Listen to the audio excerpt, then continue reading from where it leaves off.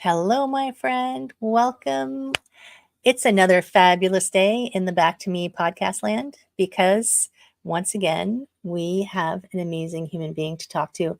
And I'm just going to pause for a moment and say how much I appreciate that you have come to join us and to join in on our conversation, to sit with us around the coffee table and chat about life and how to make life better and how to do all these amazing things that we dream about, but sometimes we don't take action. So I'll think of all these episodes as your permission slip to take action, right? So I'll even sign it for you. And today, my famous celebrity is Brittany Cates. And Brittany is a career clarity coach. And I love that. Brittany, welcome. Welcome to podcast land with Wellness Your Way. Thanks, Heather. It's great to be here. Thanks for having me.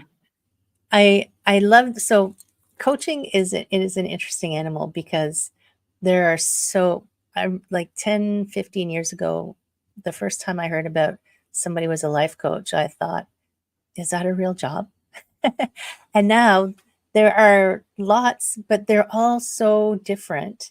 And they all bring in their expertise and their knowledge and their experience to help in really specific ways. And clarity is so key for most things in life, but you spend so much of your time in your career.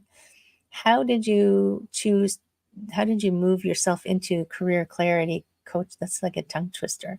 Career clarity coaching. Yeah.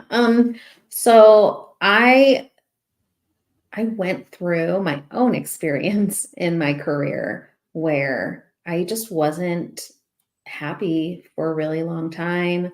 I graduated with a degree in elementary education, and it was like my first year when I was on my own doing it by myself, not having the support from my internship. It was pretty clear that this was not it for me because it was just such a struggle. And so I spent many, many years trying to figure out, okay, what do I do instead? And it was really a challenge for me for so long. And I left teaching and came back. So I tried something once and it didn't pan out like I'd hoped. And then it finally got to a point again where I was like, I gotta figure this out. So it was a big issue for me. And I feel like I'm finally like on the other side of it. And I want to help other women like not feel so alone in that feeling of like, I know there's something more, or I know I can enjoy what I'm doing more than I actually am. And like you said, you spend a lot of time working your adult life. So why you deserve to enjoy yourself rather than be miserable your whole working life. Like that's a lot. So. And did you find that you were having trouble figuring out, like you're a school teacher, so more power to you because 2 or 3 kids drive me crazy. I can't even imagine a whole room full of them. And and so did you find that it was because you had invested so much time and energy into that career? You're like, okay, like you couldn't see outside of it, or you just maybe didn't have a sense of what else? Like, what do you think? Why do you think you were kind of stuck? Like, what felt like it was their stuck spot? Yeah, I think because most of I worked a little bit in high school and college, right? But most of my working professional life was within the education system. And I had a hard time, kind of like you mentioned, seeing beyond that, like what possibilities existed outside of it. Also this like concern of, am I qualified? Like when education has been such a big part of your life. You start thinking like, oh, I need more education in order to qualify to do something different than what I'm doing, you know? And that really holds a lot of people back, thinking like, I don't have the skills necessary to move into a completely different realm of, you know, my professional, the professional world, you know? So those are definitely some things that I struggled with. Like the first time I left teaching, I went back to school and Right. I got an interior design degree. Cool. And I always knew I wanted to do something creative with design. And it took me like my first few years of teaching, I was always doing research, you know, like, okay, well then what do I enjoy? Trying to figure out what lit me up, or like things that I, you know, got excited about, and like then how does that look like in a career, and then what does that industry even look, you know, like it's just a lot of like figuring out like what is even the option You were trying in to the get all first the place. details figured out before you even decided what to do, right? Yeah. Yeah. It's like details, details, details. And sometimes we get stuck because I used to be a CPA, a chartered accountant, and um, I used to call it analysis paralysis. Like you're not doing anything because you're trying to analyze every single detail of what potentially happened, what did happen, what might happen, and you don't make any decisions. Yeah. But I wanted to go back because you said something about, and I totally get this because I'm an education junkie. You feel like you need more skills, you need more skills, another course, another course. But do you find, and I heard this somewhere one time, that if men think they don't have the skills for the job they want, they apply anyway and they'll just say, I'll figure it out on the way, where women won't. Women will say, I'm not ready yet. So first I have to get all of this and then I'll apply when I'm ready. Where men will just go, I'll just figure it out along the way. And I think that holds, uh, and I know it's a big generalization, but I think it holds a lot of really talented people from doing the thing that they were actually meant to do. Yeah. Right. So have you found that, like, have you found that as you're working with people? Definitely. Yeah. I mean, like I'm aware of that statistic that's out there. And I do think that, so the reason that I focus on helping women is because I see it, this idea of changing careers when you've been doing something for so long and you've convinced yourself you can't do anything else. Like Right. it's a thing, right? And that's one of the motivations for me as a coach, because I've encountered too many women that are like putting limits on themselves, when I think it comes from like this lack of confidence, like that our society has instilled in women. Like you have to look a certain way, you have to act a certain way, you have to be this kind of, you know, mom or whatever in order to be accepted. And we want so much to be, we've been conditioned to want to be liked so much that we're Oh, yeah. worried about other people before we worry about ourselves. So when it comes to, oh, if I leave this profession, how is that going to affect all these other people in my life, is like one of the big things that keeps people from, or women specifically, from actually pursuing something that they really want and desire and are really good at, you know? So yeah, I've definitely encountered that. And it's so interesting. It's like, how is it going to affect everyone else? So you're putting everyone else ahead of you, Right. Yeah. which is like they tell you on the airplane to put your oxygen mask on first for a reason, right? Yeah. So, and we know that logically and we understand it, yet we still fall into that continual behavior of, like, I think another one of those stat things you see is, if women ranked what was important, and it was like their kids, their husband, their pets, their job, and then they were last. Mm. It's like, but if you're last, then you don't have the what you need to be able to serve all those things that are important to you. right? If Yeah. you're not first, which is kind of crazy. So do you find, so I know that you talk a lot about mindset. So when you're working with people, um, do you find that, um, I guess a mindset shift, everybody's going to be different, but what do you find is a common denominator for helping people to shift that mindset? Yeah, I think a lot of it comes down to trusting yourself and recognizing all of the things that you've done in your life to get you to this point, Right. and celebrating that, right? And also moving aside the mindset of, well, I have to learn more in order to be qualified. It's like, no, let's start looking at ourselves as already qualified. Let's list all of the things that you are good at, like let's start noticing. Um, because as human beings, we just stew in the negative. Like that's just how our Yeah. brains like work automatically. And so it's this habit of starting to develop a more observational, celebratory mindset. And it's not going to happen in one big fail swoop. It's little by little. And so giving yourself the grace and giving yourself, taking moments out of your day to acknowledge how great you are, because we don't Right. give ourselves enough credit. Yeah. And it's funny how we deflect, even if somebody tries to tell us how great we are. Oh no, deflect, deflect, deflect. Yeah. It's like, own it. And Yeah. we have been conditioned so much, like, don't get too big for your britches.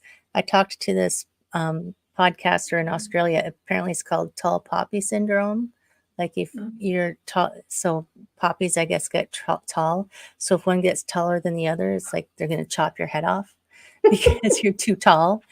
And Yeah. it's, you know, there's a difference between humility and self-deprecation. It's Yeah. be okay that you're awesome and be okay that you are way more than you can imagine.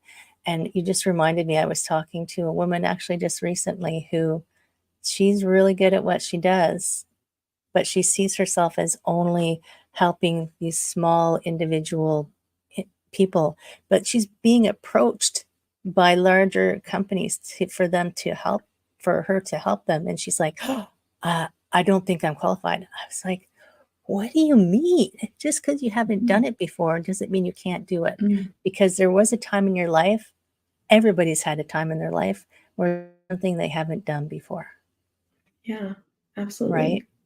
And you can't say you've done it before unless you did it. So Mhm. stop stepping on your toes and Yeah. step up instead. Do Yeah. Well, you?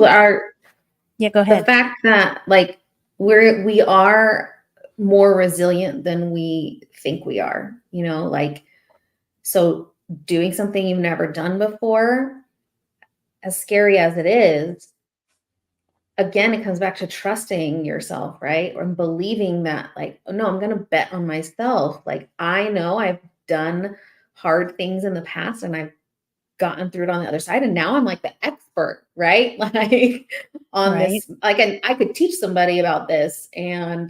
Um, and so allowing for that to just be part of the process and not letting it stop you from actually taking action.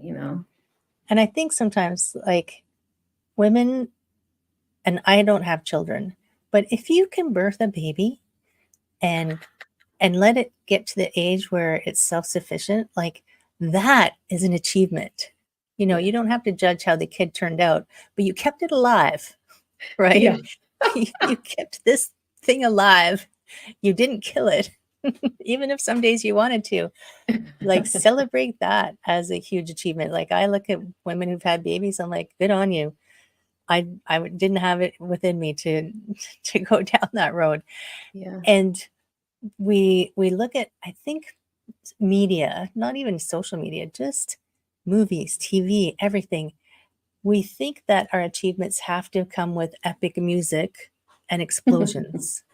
Do Yeah. you know what I mean? Yeah. But your achievements could be massive because the only person you have to compare them to is yourself. Yeah, absolutely. It's And this go ahead. comparisonitis. Yeah, Oh my gosh, right.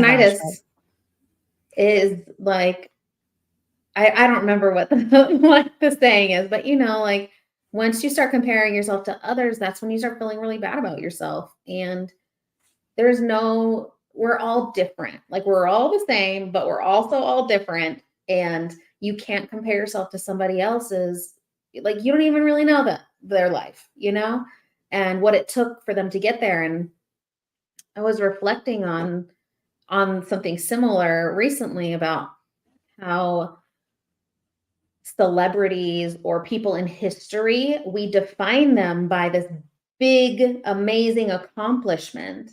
And we don't ever really stop to think about everything that went wrong along their journey before they got noticed for doing, something Right. big.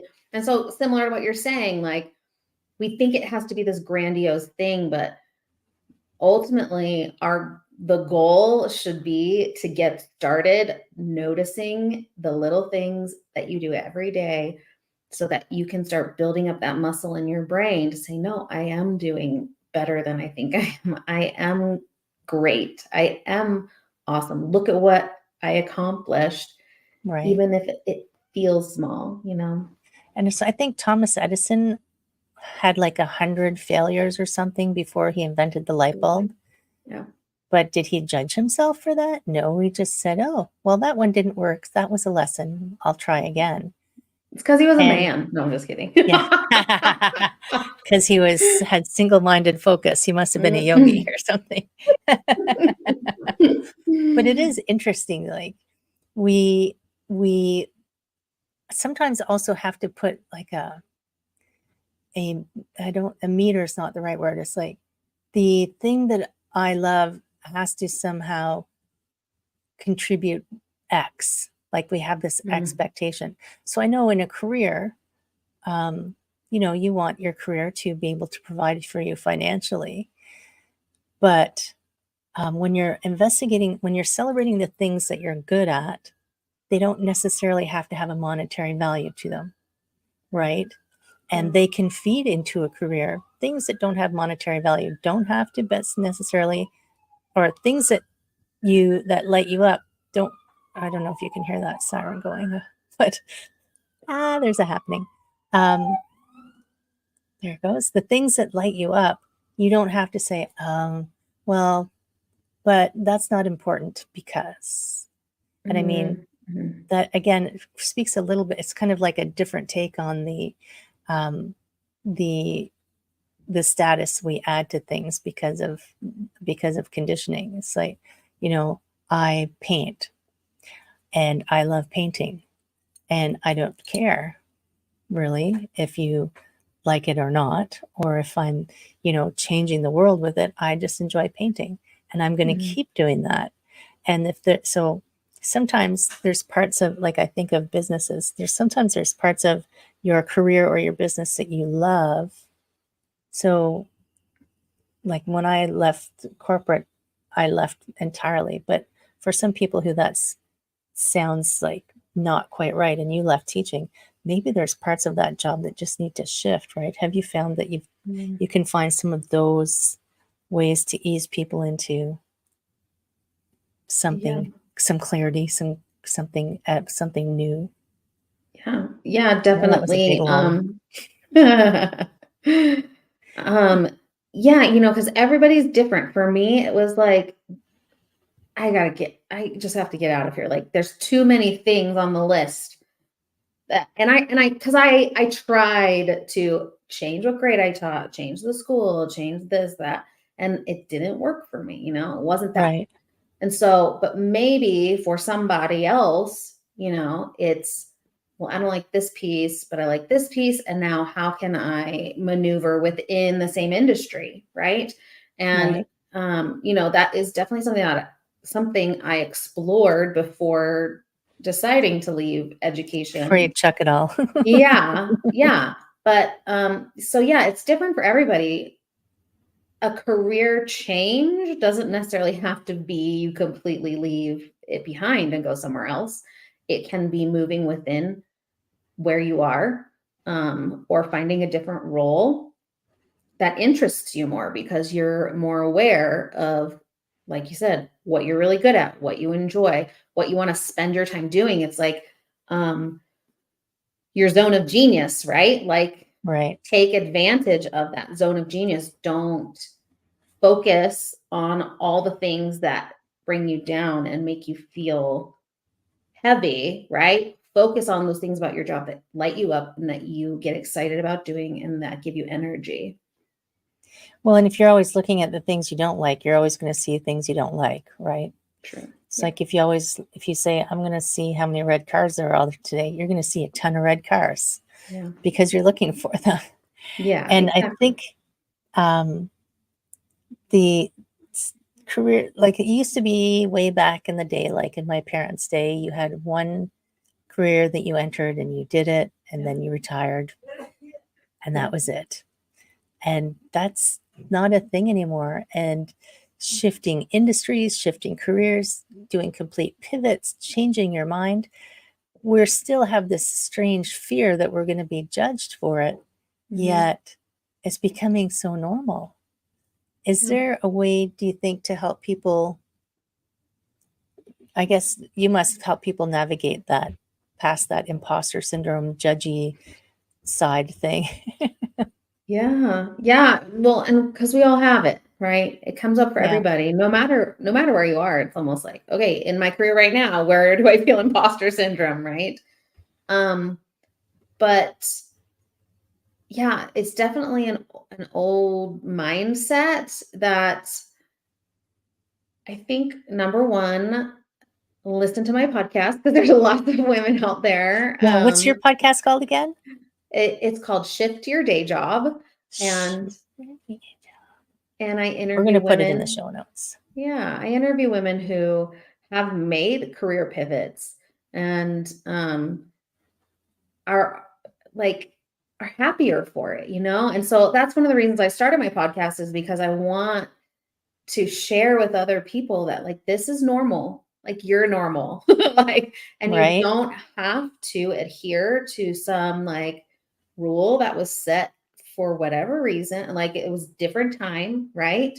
But today you don't have to spend 30, 40 years in the same career and retire and get your pension. Like it's not like that anymore. And so similar to your intro, like you have permission, and that's part of my message is you have permission to do what makes you feel more fulfilled because you spend a lot of time working and you deserve to be happy, you know? right.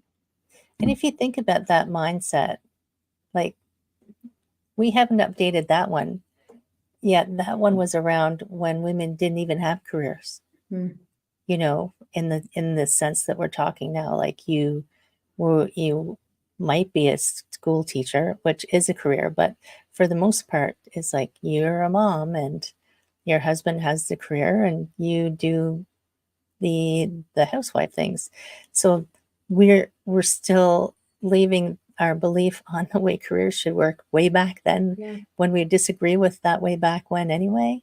So Yeah. time for a upgrade. Let's upgrade our software. Yeah, definitely. And I love that I love your Shift Your Day Job podcast, because I think being able to find inspiring stories in someone else that helps people say, oh, that's me. That's why I do my podcast too, Yeah, right? They'll hear something and say, oh my gosh, that's that's me. And they can see some different way of being. And I think it's yeah, brilliant, because now that coaching is becoming a normal thing too. And I think because more women are recognizing that the traditional, I mean, I love men. Okay, you guys, don't worry. I'm not bashing mhm, men. But the patriarchy way of running a business is a very different way than the female way of running a business or having a job. And I see that shift happening to allow more collaboration and more internal supports. I mean, when I was an executive, do not show weakness, my friend, because Mm. that's not Mhm. allowed. You got to be tough as nails. And now I'm like, no way, man. If I'm going to be upset, I'm going to be upset, and that's Yeah. okay. So Yeah. when so while you're helping women kind of explore these careers, it must be an interesting conversation to explore these conversations about um, how they want to show up in their jobs now, and if they even want the big fat career or they just want, something that supports them.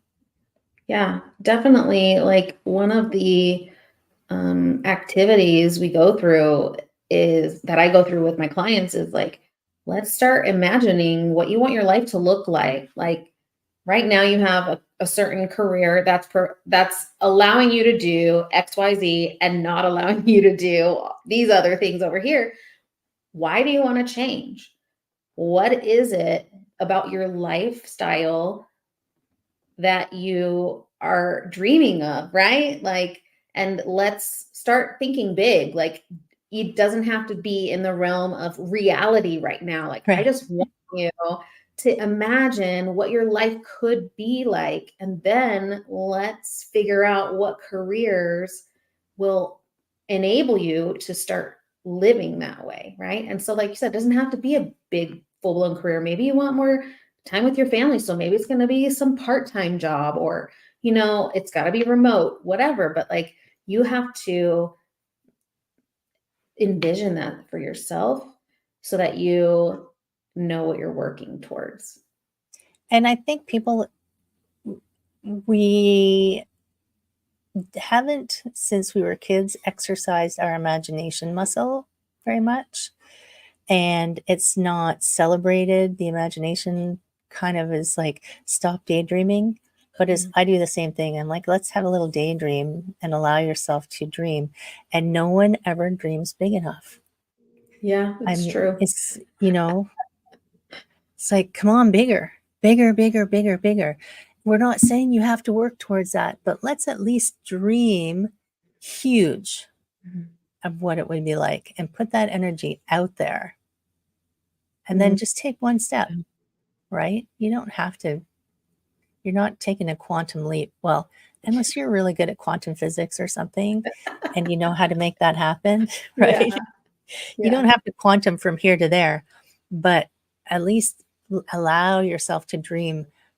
bigger than you feel comfortable Yeah. right I think as adults, we just try and always be practical, right? Like, now. and you're allowed to, like, yeah, think of being a kid again, like hone that, like that part of you, because we are all still that kid, you know, and just allow yourself to let go a little bit and receive, like this idea of that. I love how you mentioned energy, like honing in on this energy of abundance and like possibility and um thinking outside of the box. Like it just opens up this whole world that you don't live in very often, right? Right. Like I feel like in our day to day there's a lot of contraction because we're just doing the next thing, like getting our to-do list done and going through the motions, but like give yourself the time to expand and feel like excited about something. And I think people who are very um, disillusioned with, I feel stuck, I feel like this is all there is, they're spending too much time in the practical. Do you know? If people tell you that's not practical, like there's so many things in life that never would have happened if everyone stayed practical. Yeah. Yeah. We wouldn't be flying airplanes because Mm, that's not practical. We wouldn't have anything. And and that doesn't mean you have to be this giant explorer, but within your own life, be a giant explorer of what's not practical. but what you dream of. I love that idea of not being practical. Doesn't mean you have to sign it in blood and you don't have to do it, but let's not be practical for a few minutes. Like, come on, Yeah, right? yeah. And yeah, it What goes back to like giving yourself even small moments, 5 minutes, just write down, what sounds exciting to you, or like what's something you would really enjoy doing, and just enjoy, like we take life so seriously. I do it. I do too. Like, I know. let's just take some moments out of our day. It doesn't have to be big, huge. So do you take people through a series of exercises, or is it a meet you where you are and figure it out kind of process? And what Yeah. kind of you do you do one-on-one, right? It's hard to do career coaching in a group coaching program, I think. I don't know. Maybe I'm being Yeah. too practical. Well, right now I am doing one-on-one. Maybe down the road I might figure out how to do the group thing, but it is a lot of meet you where you are and let's go from there. But I do have my dream career strategy that I utilize to take people through the different phases of, figuring out, like making the decision, like I'm worth it. I know that this is what I want to do. And then let's start like reflecting on, okay, why am I great? Like, what skills do I bring to the table? What do I have to offer? And then start exploring careers that are within, that utilize those strengths that you have. And so, we go through these different steps together, but it is custom to their Right. needs. Everybody's Yeah. kind of at a different place. So. And everybody brings in their own experience and understanding and desires and all of those things. So I love one-on-one coaching. And you just reminded me, I did this program. This was quite a few number of years ago, and it was a pretty scary thing for me at the time. I had to go into my Facebook and put in a request to say, ask anybody who read it to describe me in one adjective. Yeah. Because we have this fear of judgment. But if you're brave enough to do that, like the things that came out were, oh my goodness, Yeah. like they were so positive, and things that you can't see yourself from the outside, right? So Mm-hmm. you can't see Yeah. how other people see you unless you ask them. So that's an interesting exercise for anybody feeling brave. It only takes 10 Yeah. seconds of bravery to press return. Yes. And then run away. No, I'm kidding. Don't run away. Absolutely. It's, we live in our heads and we are very hard on ourselves in general as human beings, right? And so we often can't see what other people see in us. Yeah. And it's a really positive exercise to, reach out to people you trust, that you could start with an easy one, like it Yeah. doesn't have to be like Doesn't have to be your maybe, entire Facebook friend list. yeah. But it is really, it's a cool exercise for sure. Yeah. If people are feeling brave, I mean. Yeah. And at the end of the day, you don't have to take whatever they say as gospel. That's just how they see you, Yeah. right? That's I true. remember it was a Dr. Seuss quote. I can't remember who said it. The other people's opinions of you is none of your business, Yeah. right? Yeah. So if people want to find you, what's the best place for them to find you? Yeah. So I'm on Instagram at career.shift.brit. I also have my podcast, Shift Your Day Job, anywhere you listen to podcasts, even on YouTube. And then I have my website, brittanycates.com/home. And yeah, feel free to reach out and Amazing, message me. I would be happy to just chat and figure out where you are and how I can help. right? And don't worry, it's all going to be in the show notes. So if you're driving, don't try and write it down while you're driving, because I would prefer you land wherever you're going safely. So we will have all the alls in the show notes, and yes, in all of the podcast places, because we got to meet people where they are, right? Yeah. Yeah. Now, Definitely. before Before we go, because my friends out in podcast land know that I always give my guests the final word of wisdom. My final word of wisdom would be You can have more than one. Okay. My favorite quote that has stuck with me since I was working with a career coach is action brings clarity. And the more action that you can take, the more steps, again, like we've said already, it doesn't have to be big. It's just step by step. The more action you take, the clearer you'll become on what your next career move is going to be. So don't hold back.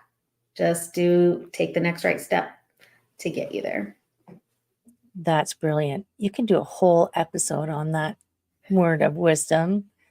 Like, gosh, there's meat in there, friends. So take this. If you are happy in your career, that's amazing.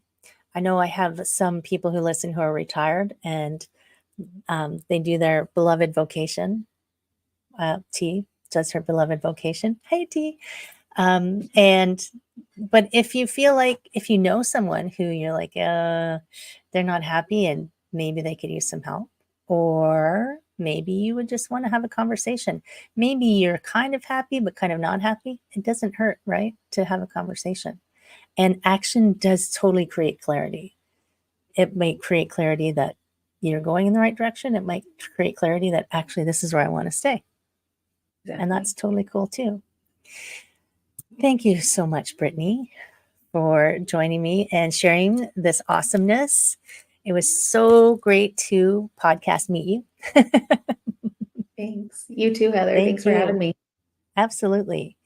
So podcast land, share, subscribe, like, comment, send all the love. Send us some hearts because you know I love the hearts. I will talk to you again next time.